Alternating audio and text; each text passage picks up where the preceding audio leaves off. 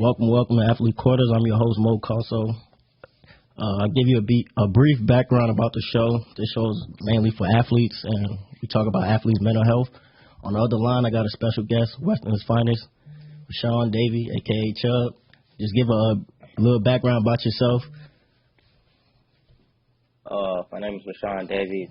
I'm a senior here at Western Michigan University. I just finished my last season here playing running back for the university. Former JUCO product, San Diego, California, from Indianapolis, Indiana. That's about all the background I can do for you. Yes, sir. You know, for the fans, just talk about your college experience from going Division I, having your little ups and downs, going JUCO, and then going back to the Power 5 Division I. Well, the thing is, like, a lot of people think, like, Division I is everything is meant to be. You know, they see stuff on TV, they see social media from football players. And I feel like social media plays, like, a big role in a lot of these kids trying to go Division I when they necessarily don't need to. A lot of them feel like if they don't go D1, they won't go to the league. And so with that being said, you know, the experience that I had from going D1 to JUCO back to D1, you know, I just saw the real business side of football and what it does for players and coaches. And we're 18, 16, 17, 18 when we come out of high school. So we have no idea about the business aspect of college sports or just athletics in general, right, from college to NFL. So just coming in young, you know, I didn't know what to expect. We went 13-0 with Fleck. Ended up playing in the Cotton Bowl against Wisconsin. And it was going good so far. And, you know, when the new staff came in, you really see the business side of things with, you know, they're bringing in their guys. They're going to play their guys. And, you know, they're not really looking to, you know, kind of merge the old program, the old culture with their new culture, what they have established. And that's one of the reasons why I left, because the culture that the new coach is implementing, I just wasn't really, you know, kind of too fond of it. And then going JUCO, you know, it's a whole different ball game, you know, especially out in California JUCOs where they don't give scholarships. So you got a lot of dudes, 3-4 heads in, you know, one apartment in a one bedroom. It's just rough. So it's definitely a lot of things that people need to start learning from the business aspect of college sports and college football in general. Right. So for your JUCO experience, talk about your mental. How did it change you mentally as a person? Did it make you mature? The pros and cons of going JUCO, because I went JUCO too. So, but for me, I can give a little background. My JUCO experience wasn't as bad as everybody else's, because my brother, he was in the Marine Corps and got stationed in San Diego, so I had a little better living situation. But as far as JUCO, I could say mentally it was different, because you're in college, like you said, you're young, you really don't know what to expect. And going JUCO, you're around guys who are 23, 24. You coming fresh out of high school, like. So you're like, man, it's a whole different ball game. So, like, you know, tell people, like, mentally, how did that shape you from going Division I, you know, having everything in your face where you could go get meals, workout plans, going JUCO where you have to get your own gym membership and do everything basically on your own, become your own man at a young age? Well, it basically shows that, like, we take a lot of stuff for granted. You know, at a Division I level, you don't really realize how much you're getting spoiled until you have to go somewhere where you're not getting it at all. Like I said, they don't give out scholarships, so you have to pay for housing on your own unless you're an in-state kid. So, but most of those kids are coming from out of state. They're not in California. Like you yourself, you're from Jersey, and like you said, you got a lucky chance to where your brother was stationed down there in San Diego. But you know, like a lot of kids came from out of town. And, you can vouch. We went to the same school. We had some kids from Baltimore, Indianapolis, you know, Arkansas. So not a lot of these kids got scholarships. So they all bunked up in one house, you know, sharing a bedroom, versus, you know, you having your own apartment, you getting a stipend for living, gas, food, you know, you don't get that. So, you know, just going from D1 to JUCO was like, I wouldn't say a slap in the face, but it was like a wake-up call. You know, just like, hey, you got to just get on your stuff more, make sure you're more locked in.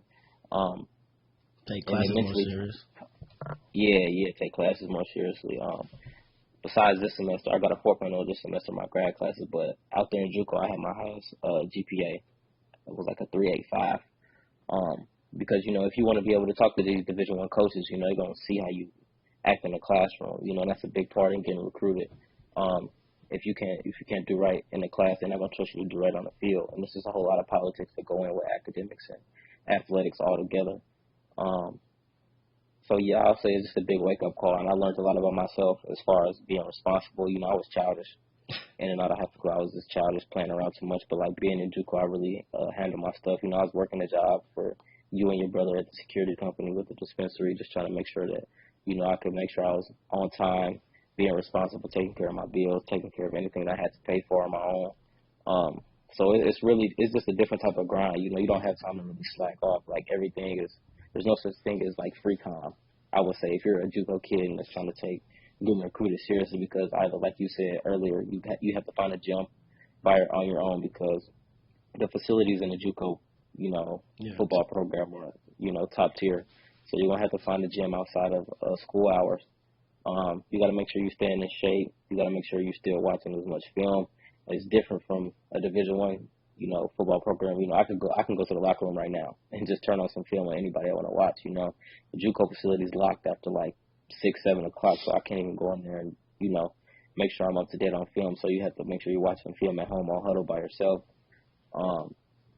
It just puts a lot of more responsibility on you as a person in general. You know, D1, I feel like they cater to you so much that you don't really realize how much you're getting babied. So I feel like that's the main difference right there.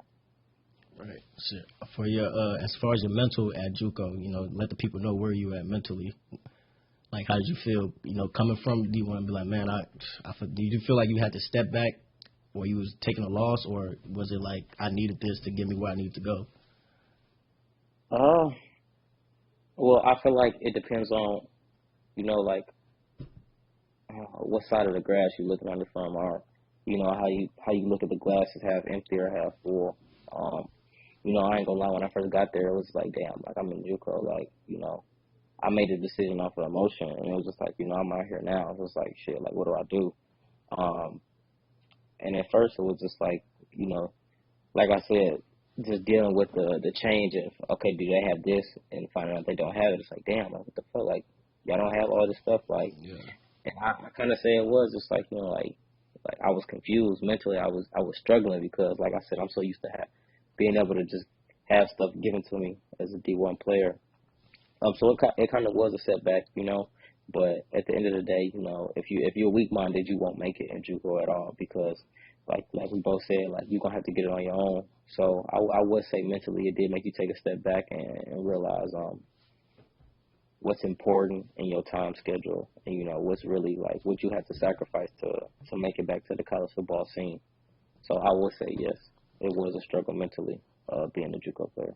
Yeah, I would say the same thing for me. Even though, like, I had it, I could say sort of good, but mentally I still was kind of struggling, because, like, you see all your friends when you guys come from high school where everybody's, like, getting these college looks.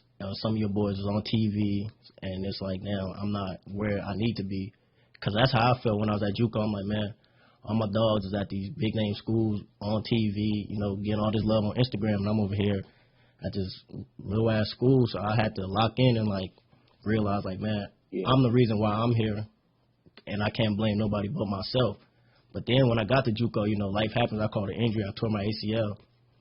And for me, that was mentally draining, because, like, I never, ever had an injury in my life throughout my whole career. So when I tore my ACL, it was like, man, it's a real setback now, because everybody look at me like, man, you ain't going to no school. School's not going to look at you, bro. You went JUCO and you got hurt, so your career over. And I kind of, like, let people play that into my mind. So I was like, man, you know what, forget this football stuff. But then when you came out there, you know, you kind of gave me that light, like, man, you need to get back to doing what you love, because you seen how depressed I was when I was over there, bro. Like, but, you know, I can say, like, for everybody out there, it's always about your team, like, whoever you got around you, your support system to help you up. Because, you know, you guys helped me get back into the game, knowing, like, I'm missing out and I'm wasted talent right here, just giving up on the game. But I will say, like, that first injury for me, that really made me, like, that was the most depressed I ever been in my life. I really didn't care about school, because I'm like, man, it's no point. But I started, like, you know, realizing, like, man, if I want to get to where I need to go, I got to own up to this stuff. So I got to go to rehab, do what I need to do, hit the gym, and get back to where I need to be. And, you know, that kind of, like, hindered me, because if I would have did that earlier in my career, I probably would have had better offers, better looks than, like, the few that I had going there. So I feel like never give up on your dreams, even though you have a setback. Always keep pushing through, like no matter what. Because for me, I was like, man, it's over with. Like my football career is done, and that's just that. But I just, got a wake up call. By the grace of God, you guys came through, helped me out, get back on the field, and get back on my feet, and I was able to go to where I need to go. And most guys they'll feel like, man, if I get hurt, nobody's gonna look at me the same or treat me the same. But it's not true. It's just what work are you putting in after you get hurt? Like when things don't go your way, how you gonna bounce back and get to where you need to go? And that's even at the Division I level. Because when I got there, my first year, like I wasn't used to my first fall camp. That shit was crazy for me. It was hell. Like, and my mentor, I'm like, yeah, this college football. I'm here now, but like. It wasn't nothing like I expected. It's stuff that the regular people around us don't see, so they wouldn't really understand, but you would know. But like I said, talk about your first fall camp from your freshman year and then your junior year coming back into it. Because for me, my first fall camp was like hectic because everything was fast paced. I'm like, damn, this is crazy, and I came in late too because I had gotten in late end of the season where I didn't even get the playbook. I was behind time. Guys was already in front of me during the spring, so like I got there and I had to learn quick. Like, so for you, just explain your first year at fall camp. Well, actually, my first camp was my sophomore year. Coach Fleckett gave me a PWO to come to Western, and I came, I would say, week 2 into week 1. I came right before the season started, so I didn't even do camp. I just came, got my playbook. And we already discussed the red shirt, of course, PWO, I'm going red shirt. So my first camp was my sophomore year, but, I didn't know what to expect. But one thing that hit me hard was mat drills, the spring mat drills. And when I went through both of those, my first spring ball, mat drills, and first camp, it was just like, damn, like, it's a mental challenge for sure. Like you have to talk to yourself every day and just like tell yourself like you good, like you gonna make it through it. Because at the end of the day, when you're going through camp and spring ball, like you really find out who loves football and who really wants to be there. Because it's not for the weak. Coaches are doing the things that they do. They're making you run certain drills to break you, to see if they're gonna break you. See who's gonna quit on the team when it gets hard. And I understand why they're doing it, because at the end of the day, you don't wanna send guys out there who's gonna fold. When it's in crunch time and when it's time for the team to stand 10 toes and the game is on the line, you want people who's going to attack and people who's going to fight through adversity. So I feel like campus is all about a mindset, because the days are long. You doing 60, 70-hour weeks. This last camp, we had to be in the building by like 6:30 and we was leaving by like 9 o'clock p.m. So, however many hours that is times 6-7 days a week, we get 1 day off a week, so 6 days a week, and then you do that for a month straight, you're looking at like 60, 70 hours a week plus. So it's just like, you with your teammates all day, every day for a month straight. So it's just like, you literally have no life on the outside. You literally come to the stadium, you there all day, you leave, go back to sleep, wake up and do it again. So that's why I said it's like a mental process, because, especially this last camp, I didn't spend no time with my fiance. So, I know it's probably hard on her and me just not being able to see each other for a month straight. But that's why I say you see who loves the game of football, because it'll literally take you away from everybody. Like, minimize your contact with the outside world besides the athletes on campus and the athletes in the facility. I would say fall camp sometimes will take you away from yourself, because you start to lose yourself and forget. Because I know my first camp, we had guys that quit on the second day. Like, they was like, man, I can't do this, I'm going back home. And when you got that short break, you laying in your bed, you start really thinking like, man, do I really love this game like I really say I do? Because that's how I used to think. Like, laying in that room for the short break, I'm like, man, F this, bro, I'm ready to go home. But then I remembered, I'm like, I worked so hard for this throughout my whole life. This is where I want to be, so I can't just be like, when shit get hard, I'm not going to just give up. But I seen a lot of guys who on scholarship, guys who 3-4 star recruits that's like highly ranking, and they're like, man, I can't do this no more. And it's like, damn, bro, like, you got all this like praise when you was in high school and everything, so now you here and you folding, you breaking. So that really just showed me like who really is men and who really just, all the internet just put people on a pedestal, but college really show you who really down the ball and who's just there just to be there. Because I seen a lot of people just fold and quit. And sometimes I was catching that mentality too for myself, but I'm like, man, I came too far from JUCO and I took the long route too, so I can't just fold and give up. So I say for a lot of guys, like especially the freshmen going in to college right now, whoever going into the spring camp, I'll say, just be mentally strong, because these coaches not going to tell you what it's like being in college and how to be mentally strong. So you got to, like I say, always about your team, you got to find guys who got the same mindset as you to be mentally strong, because this game is tough. And, like, the fans, families, everybody around us, they just glorify us. They just see us after the games, oh, congratulations, and give us the high fives and whatever. But they don't understand the tough days that we go through mentally. It's not even about the game. It's really about the mental part. What most people don't understand is the mental of being a college athlete. It's like you're away from your family. You're stuck here. And then when you get there, it's like everybody on the team is just as good as you. So now you got to really show out and show these coaches why they brought you to this university. So you can't lax. So it's like every day you constantly foot on the pedal, and it's what most people don't understand. Like everybody be like, oh, you guys got it good. Like y'all get free gear, scholarships, this, that, and third. But they don't understand, like, we really don't have a life in college besides football. Football is your life, and you got to really be mentally tough to understand that part and tell, like, your family, like, look, this is what I'm going through. Most kids can't even tell their families what they're going through. They just like, man, I can't do it. I give up and quit. Because I had a lot of teammates, they couldn't even talk to their families and tell them, like, how they was really feeling. And that's when I started realizing, I'm like, you know what, college, we really should have segments where we take our athletes and talk about their mental health, because most of these kids are 18, 19 years old, mentally drained already, and they're not even grown. They haven't even went through life. They just coming out of high school already mentally drained from college. Not even from college, I say from fall camp. And they haven't even spent the next 3 years in school. So I think, what you say, we should do that, right? Colleges should come out one segment a month and just talk to the athletes, let them express their mental health, how they feeling. You think that would be a good idea? It's crazy. I actually just did my master's program for sports management. I actually just did a paper about the psychological effects of emotional and social support for athletes. There's not a lot of, emotional support factors on campus for student athletes in general. So I agree in some way, shape, or form that, colleges should have at least somebody, if not informing them about, emotional support, they should have an emotional support system for athletes put in place. Just due to the fact that, coaches aren't really connected to their players.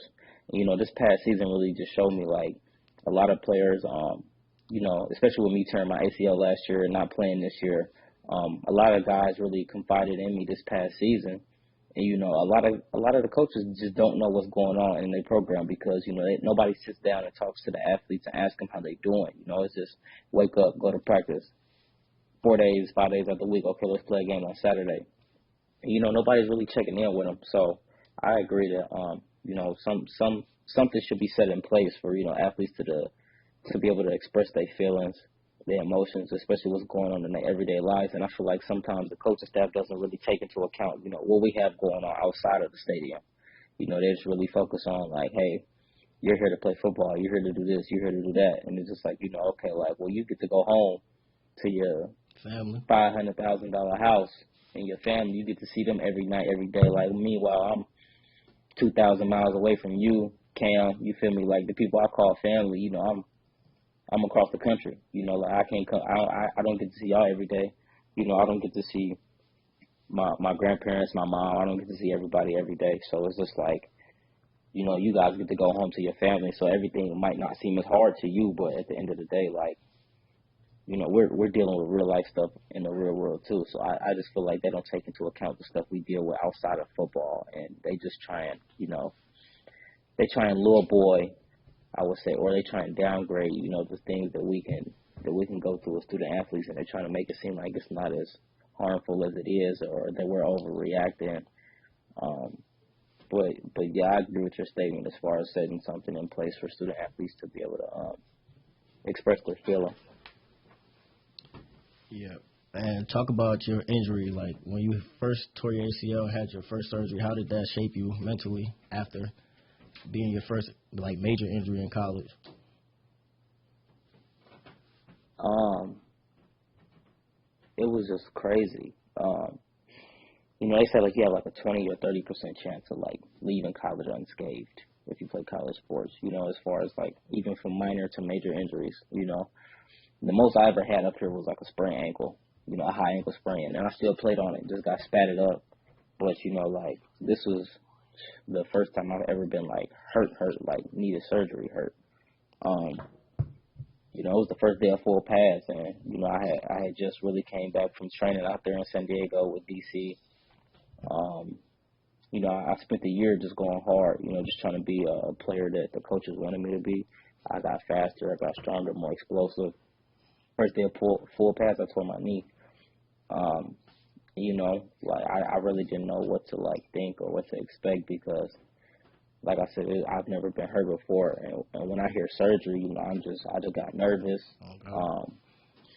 And I was just like, damn, is it over? Because, like I saw the finish line right in front of my face, right, and I feel like that season would have been great season for me. I had Dwayne Eskridge on my team, my right-hand man. He's with the Seahawks now.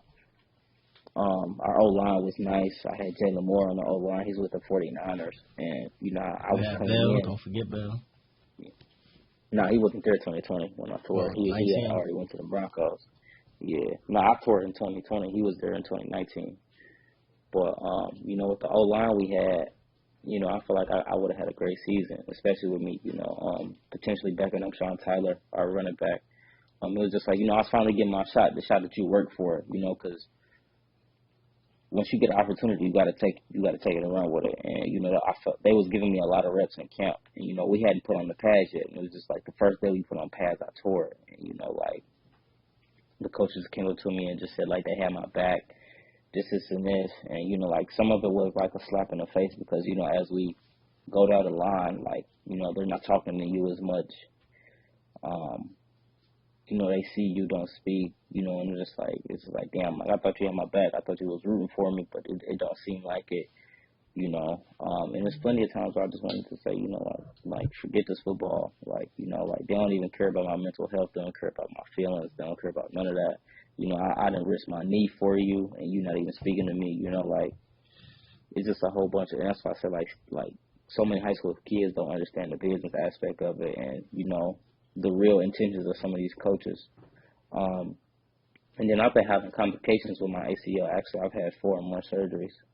So the communication between me and the coaches really kind of like leveled out, flattened all the way, almost to little to no communication. They talk every now and then, but they don't really ask me how I'm doing.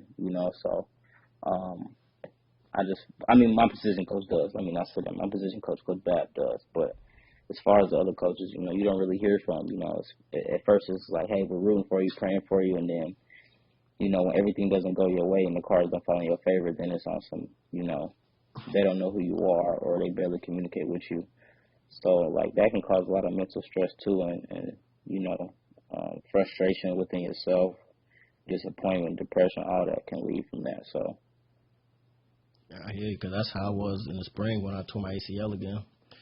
I'll never forget my position coach. He's like, look, it's the next man up, and we putting people in because I'm making all this money, take care of my family, so I got to make sure, hey, it is what it is. He's like, speedy recovery, and then that just made me think, I'm like, damn, like, you can't tell somebody that kind of things if they just going through like a major life change, So that's when I start realizing, I'm like, college this ain't even what we really think it is. Like, it's all business. If you're not producing for these people to put money in their pocket, it's the next man up. And that's why I had a lot of teammates. They felt the same way. They transferred out. They couldn't do it no more because it's like you working so hard. One little injury, now it's like, oh, we don't even know who you are no more. Like, next man up, and that's just how they treat you. Like. That's why I started, after my second ACL tear, I was like, you know what, I'm done with this football because football ain't worth it no more and now that I'm done and I get to do what I want to do, wake up on my time, I can say, like, my mental is really different now. Like, I feel way more free than I used to stress out every day, waking up 5:30, going to workouts, trying to look good for somebody that really just looking at you as a temporary fix because if you can't produce for him, it's like, all right, I don't really need you, so it's like, who could produce for me, because that's all it's about. And then if you also think about it, it's like every year they're recruiting more kids for your position too. So now if you get an injury, they're just looking at you like, oh, well, that's why we just recruited 5 more DBs, so it's all good. Hey, speedy recovery. If not, if you can't get back to where we need you to, find a new school to go to. And that's what most of these kids got to realize. Like, it's a harsh reality once you come to this college lifestyle, especially Division I, where people think, like, when I get here, I'm good. I'm set to go to the NFL. I'm set for everything. But they don't realize once you get there, you really become just another number. Like, coaches, hey, you got 6 other guys playing your position. Like, if you're not standing out to these guys, they don't even know your name. They only know your name when they look on the roster, but if you're not doing nothing for them, hey, they can't help you. Especially, and if you're injury prone, bro, it's a hard lifestyle. So I would say for most parents, make sure you be in your kids' recruitment. Also, talking to these kids, because I still talk to some of the freshmen at Central right now, and some of them guys are like, man, this ain't nothing. Like, on my recruiting trip, they were showing me so much love. Like, now the coaches don't barely talk to me. Like, I don't even play. And I'm like, look, man, what you going to do about it? And they're like, I don't even know. And I'm like, so I just talk to them and just see where they mind at, where they mental at. And some of them are like, man, I feel like I got lied to. Like, like they was telling my family when I come here, I'm starting, I'm this, that, and the third. And I'm like, look, if you're not putting in the work off the field to make these coaches trust you to start, then you got to look at yourself as a man. You can't look at a coach because he's doing his job. Like, he's trying to get paid too. Same way you trying to get on the field to get to the next level. He trying to keep it going because he got a family to feed. And that's the thing where most kids going into college don't understand that it's a business aspect, that these coaches, they're your coach, but they're not your friend.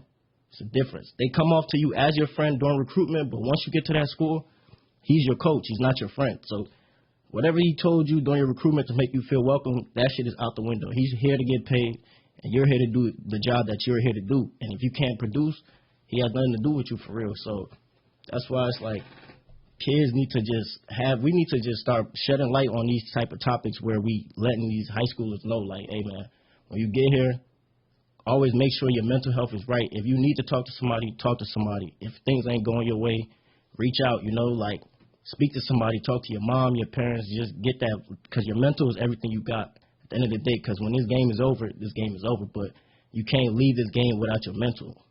And that's what most people fail to realize, because they're like, I'm trying to get to the NFL, I'm trying to get to NFL, but once you don't get to the NFL, it's like, what do you do now?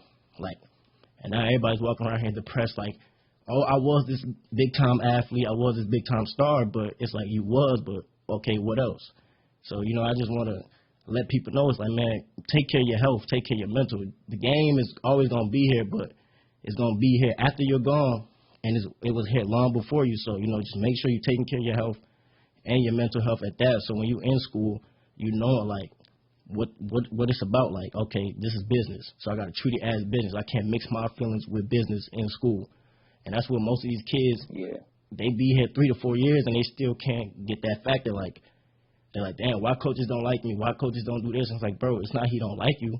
He like you as a person, but he's doing his job. Everything is a job, bro. Like, even when you get to the next level, it's the same way. It's the NFL. You making big-time money now. You think these coaches really going to care about your feelings?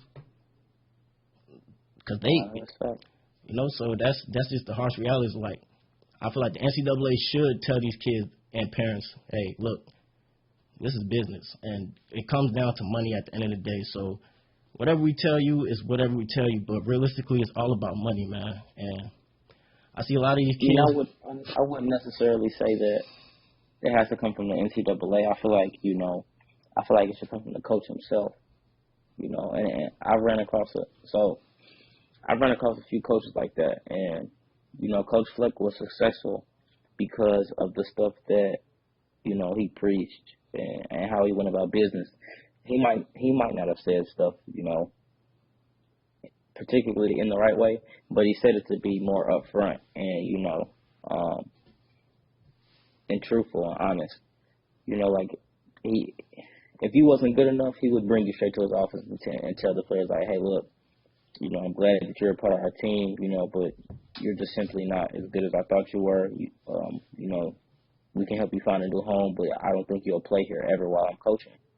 And I would rather have a coach tell me that than, just tell me to keep working, keep doing what you're doing, and, control the controllables. You know how coaches trying to say control what you can control the controllables. Whole time they know they're not going to play you. Like, there's no point in keeping me on this roster and telling me to control what I can control when you in your mind have made up and you already have a stipulation against me, or you have your expectations put on me. Like, you know, if you're not going to play me, just help me find another school. And a lot of coaches don't do that. And, you know, Fleck would just be real on some, hey, you know, you're not as good as I thought you were. You're never going to play here. You might as well just leave. And that honesty, yeah, it was asshole-ish, but, you know, that honesty that he had up front and him being able to tell players what it is and what it isn't and his expectations for us, you know, that's what got us to 13-0, what I believe, you know, because he never swept anything under the rug. He would just be up front with you, and you might not like what he says, but kind of like Bill Belichick. Everybody doesn't want to play for Bill Belichick unless they want to win. You know, they might not like how he coaches, but he wins, so it doesn't matter. Yeah, that's true. And it's just like Coach Akey, too. He keep it real with you. Like, hey, man, you got to find somewhere to go because it ain't going to be here. So some people don't like to hear it, but it's just how this shit go. Like I got a lot of guys, they be crying. Like, yo, he just told me, I'm like, hey, he's the coach. He watches what you do on film, so you can't get mad at somebody who's watching you, you know, every day. And he's giving you a second chance. It's like, at the same time, though, in college, I don't feel sorry for other people if you're making mental mistakes and making mistakes, because it's like, bro, you have the time to sit down, go in with the coaches and learn what you need to learn. But if you're not doing that, then you can't get mad at him if he's telling you how he really feels about you. Yeah. So, well, we about to wrap it up. You know, it was nice having you on the show. Any last words you want to say? And look, fire up Chips. Hopefully next year you guys. You're wild. Hopefully next year. I would never say that. Man, go ahead and fire up one time. Nah. Come on, one time for the one time. Y'all got one win in how many years? 2 wins in the last 5. Listen, you're living in the past, we're in the present. Just one time, fire up one time, man. Can't even do it, brother. I can't do it. All right, bro. I appreciate you for having you on the show, man. I appreciate you for having me on here. We can't run that Central Pack every day. Wrapping up. Fire up, man. Central Pack.